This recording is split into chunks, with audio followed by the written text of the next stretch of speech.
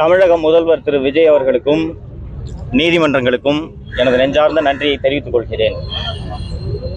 நான் 3 ஆண்டு காலம் மீண்டும் மீண்டும் சிறைக்கு வந்த பிறகு கூட இந்த உழைப்பு வீணாகி விடுமோ என்ற அச்சமும் பயமும் எனக்கு இருந்தது. ஆனால் திராவிட முன்னேற்ற கழகத்தை தூக்கி எறிந்ததன் மூலம், கொளத்தூரிலேயே திமுக தலைவர் திரு ஸ்டாலின் அவர்களை மண்ணை கவ வைத்ததன் மூலம் தமிழக மக்கள் ஒரு அற்புதமான தீர்ப்பை வழங்கி இருக்கிறார்கள். அந்த தீர்ப்பை சரியான முறையில் புரிந்து கொண்டு முதல்வர் திரு விஜய் அவர்கள் இதுவரை ஆட்சி நடத்தி கொண்டிருக்கிறார் என்று நான் செய்தித்தாள்களில் பார்த்த வரையில் நான் புரிந்து கொள்கிறேன். தமிழக வெற்றி கழகம் அமைத்துள்ள இந்த கூட்டணி ஆட்சி 5 ஆண்டுகள் முழுமையாக தனது ஆட்சி காலத்தை நிறைவு செய்து தமிழக மக்களுக்கு பல்வேறு நலத்திட்டங்களை செய்ய வேண்டும் என்பதே எனது விருப்பமாக முதல்வரிடம் இந்த நேரத்தில் தெரிவித்துக் கொள்ள விரும்புகிறேன். தமிழக அட்வைசரி போர்டே குண்டாஸ் ரத்து பண்றோம், சஃபிஷியன்ட் இல்ல இவருக்கு மேல குண்டாஸ் போடுறது அப்படின்னு சொல்றாங்க. தமிழக அரசு இப்ப விஜய் தலைமையிலான தமிழக அரசு நீங்க எப்படி பாருங்க? வழக்கமாக அட்வைசரி போர்டுக்கு போய் அப்பியர் ஆன பிறகு குண்டாஸா இந்த அட்வைசரி போர்டு ரத்து பண்ணாங்கன்னா அந்த ஆர்டர் பிரிசனை ரீச் ஆகிறதுக்கே minimum it will take 8 to 10 days. என்னோட விஷயத்தில் திங்கக்கிழமை அட்வைசரி போர்டு முன்னாடி அப்பியர் ஆனேன். வெட்னஸ்டே ஹோம் டிபார்ட்மெண்ட்டு என்னோட ஆக்ட் 14 டிடென்ஷனை ரத்து செய்து அரசாணையை சிறைக்கு அனுப்பியிருந்தது. அந்த அரசாணையை படித்த வகையில் முதல்வர் திரு விஜய் அவர்களே தலையிட்டு எவ்வளவு விரைவாக முடியுமோ அவ்வளவு விரைவாக குண்டர் சட்டத்தை ரத்து செய்யுங்கள் என்று உத்தரவிட்டதன் விரைவாகத்தான் நான் இவ்வளவு விரைவாக உங்கள் முன் பேசிக் கொண்டிருக்கிறேன். அருண் IPS இன்னும் போஸ்டிங் கொடுக்காம காத்திருப்பதில் வச்சிருக்காங்க. நாட்டில் என்ன நடக்கிறது என்பதை கடந்த 4 ஆண்டு காலமாக 5 ஆண்டு காலமாக அத்தனை பேரும் பார்த்து கொண்டிருந்ததனால்தான் கொளத்தூரில் மு.க. ஸ்டாலின் தோல்வியை தழுவினார்.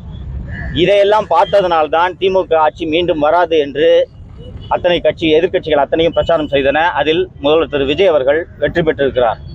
ஸோ இந்த 3 ஆண்டுகளாக சவுக்கு மீடியா ஊழியர்கள் ஒவ்வொருவரும் சந்தித்த துன்பங்கள் என்ன, என் தாயார் ஏன் இப்படி அகால மரணம் அடைய வேண்டும் என்பதையெல்லாம் தாவேகவினரும் சரி முதல்வர் அவர்களும் சரி பார்த்து கொண்டுதான் இருந்திருப்பார்கள். ஸோ அருண் IPS மீது என்ன நடவடிக்கை எடுக்க வேண்டுமோ முதல்வர் நிச்சயம் எடுப்பார் என்ற நம்பிக்கை எனக்கு இருக்கிறது. யாரை வேணுமானாலும் சந்திக்கிறதுக்கு நான் எப்போதும் தயாராக இருக்கிறேன். முதல்வர் அழைப்பு கொடுத்தால் சந்திக்க நான் தயாராக இருக்கிறேன். அரசே தானாக முன் நீக்கி இருக்காங்க. இந்த ஆட்சியில ஊடக சுதந்திரம் இருக்குன்னு சொல்லிட்டு நீங்க ஃபீல் பண்றீங்களா? எதிர்காலத்துல எப்படி இருக்குன்னு நினைக்கிறீங்க? நிச்சயமாக திமுகவை போல ஒரு கொடூர மனது படைத்த ஒரு கட்சி எந்த காலத்திலும் இருக்க முடியாது. தமிழகத்தில் இதற்கு முன்பு எவ்வளவோ முதல்வர்கள் ஆண்டிருக்கிறார்கள். ஊடகங்களிடம் கெஞ்சுவார்கள், கேட்பார்கள், கொஞ்சம் கம்மியா திட்டுங்க என்று. ஆனால் எதிர்த்து பேசும் ஊடகங்களையும் அந்த ஊடகத்தில் பணியாற்றுபவர்களையும் சிறையில் அடைத்த கொடுங்கோல் அரசாங்கம் திமுகவை தவிர வேறு எந்த அரசும் கிடையாது. முதல்வர் திரு விஜய் அவர்கள் ஊடகங்களில் வரக்கூடிய ஒவ்வொரு சின்ன விமர்சனங்களையும் கவனத்தில் கொண்டு பல்வேறு திருத்தங்களை செய்திருக்கிறார் என்பதை அவரது செயல்பாடுகளிலிருந்து நான் பார்க்க முடிகிறது. ஸோ ஊடகங்களாக இருக்கட்டும், இன்னொன்று தற்போது தமிழகத்தில் அமைந்துள்ளது ஒரு கூட்டணி ஆட்சி என்பதால் மேலும் கூடுதலாக ஜனநாயகம் இருக்கும். விஜய்க்கு தெரியாமல் விஜயின் காவல்துறையினர் ஏதாவது ஒரு நெருக்கடிகளில் ஈடுபட்டால் கூட கூட்டணி கட்சிகள் இப்போது அமைச்சரவையில் பங்கேற்றிருக்கக்கூடிய கட்சிகளே திரு விஜய் அவர்களிடம் இதை சுட்டிக்காட்டும் என்பதால் தமிழகத்தில் ஊடக சுதந்திரம் வலுவாக இருக்கும். திரு விஜய் அவர்கள் ஆட்சியில் சிறப்பாக ஊடகங்கள் செயல்பட வேண்டும் என்று நான் விரும்புகிறேன்.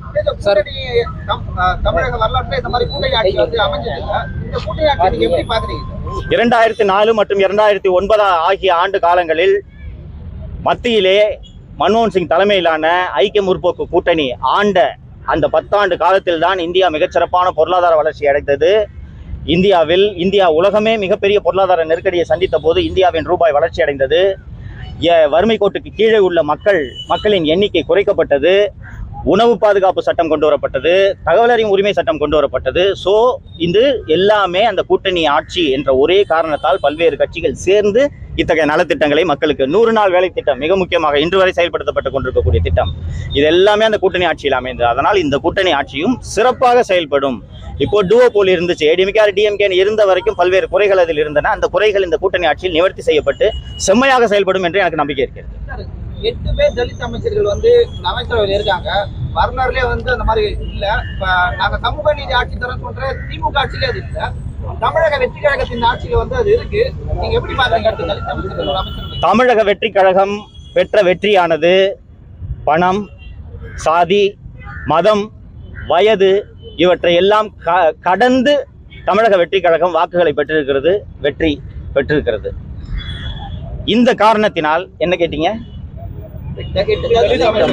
இந்த காரணத்தினால் தமிழக முதல்வர் திரு விஜய் அவர்களுக்கு இந்த சாதிக்கு பிரதிநிதித்துவம் கொடுக்க வேண்டும், இந்த சாதிக்கு அமைச்சர் பதவி கொடுக்கலன்னா இந்த சாதி ஜனங்க கோச்சுப்பாங்கன்ற அச்சம் திரு விஜய் அவர்களுக்கு துளியும் இல்லை என்று நான் கருதுகிறேன். சமூக நீதி பேசக்கூடிய கட்சிகள் 70 ஆண்டுகளுக்கு மேல் தமிழகத்தை ஆண்டிருக்கின்றன. 8 தலித் அமைச்சர்களை நியமிக்க வேண்டும் என்று ஒரு கட்சிக்கு கூட தோன்றவில்லை என்பதை இந்த நேரத்தில் நாம ரொம்ப குறிப்பிட்டு பார்க்கணும். சோ கண்ணை மூடிட்டு யார் என்ன நினைச்சாலும் பரவாயில்ல, நான் 8 தலித்துகளை அமைச்சராக்குவேன் என்று விஜய் சொல்லக்கூடியதே சமூக நீதியில் அவர் தீவிரமாக கவனம் செலுத்துவார் என்ற நம்பிக்கையை ஏற்படுத்துகிறது. சார், மு.க. ஸ்டாலின் அவர்கள் திமுகல அதிகாரிகள் சொல்றதா இந்த அரசாங்கம் கேட்குது சொல்லிட்டு வந்தீங்க. அந்த அதிகாரிகளை தமிழக வெற்றி கழகத்தினர் இந்த அரசு வந்து மாற்றி இருக்கிறது. அதை எப்படி நம்ம எடுத்துக்கலாம்? அவங்க வந்து சொந்தமா யோசிச்சு முடிவு எடுக்கிறாங்க அப்படின்னு எடுத்துக்கலாம். இந்த நடவடிக்கைகள் ஒன்றே, குறிப்பாக ஆவினுக்கு நியமிக்கப்பட்ட அந்த அதிகாரிய நியமனம் எல்லாம் நீங்கள் கணக்கில் கொண்டு பார்த்தீர்கள் என்றால், இந்த நியமனங்களே நாட்டில் நடக்கும் அத்தனையையும் திரு விஜய் அவர்கள் கவனித்துக் கொண்டிருக்கிறார், அல்லது திரு விஜய்க்கு ஆலோசகர்களாக இப்போது இருப்பவர்கள் கவனித்துக் கொண்டிருந்திருக்கின்றனர். ஒவ்வொரு விஷயமாக கையில் எடுத்த நடவடிக்கை எடுத்துக் கொண்டிருக்கின்றனர் என்று மகிழ்ச்சியோடு அந்த செய்தியை நான் பதிவு செய்ய விரும்புகிறேன். அதனால் இந்த ஆட்சியின் மீதான நம்பிக்கை அதிகரிக்கிறது. யாருங்க? இல்ல, அதெல்லாம் அரசோட ரகசியம், எனக்கு தெரியாது. நான் ஒரு ஊடகவியலாளனாக என்னுடைய பணியை நெறி தவறாமல் தொடர்ந்து செய்ய வேண்டும் என்பதுதான் என்னுடைய ஒரே விருப்பம். எந்த ஆட்சியாக இருந்தாலும் சரி. இவ்வளவு கொடூரத்தை எனக்கு செஞ்ச போது கூட நான் திமுக ஆட்சியை தொடர்ந்து விமர்சனம் பண்ணிட்டு தானே இருந்தேன். அப்போ ஒரு பிளசண்டான அரசு இருக்கும்போது குறைகளை சுட்டி காட்டுறதுல என்ன தயக்கம் இருக்க போகுது எனக்கு? அதனால ஊடக சேர்ந்து நான் ஏற்கனவே சொன்ன கேள்வி பதில் சொன்ன மாதிரி ஸ்டாலின் அவர்கள் வந்துட்டு மீண்டும் நம்ம ஆட்சி தான் வரப்போகுது 5 மாசத்துக்குள்ள, எல்லாரும் வெயிட் பண்ணி பாருங்க அப்படின்னு சொல்லியிருக்காரு. அதை பத்தி உங்களோட கருத்து? இதே ஸ்டாலின் தானங்க 200 தொகுதிக்கு மேல ஜெயிப்போம்னு சொன்னாரு. வயசாயிடுச்சு.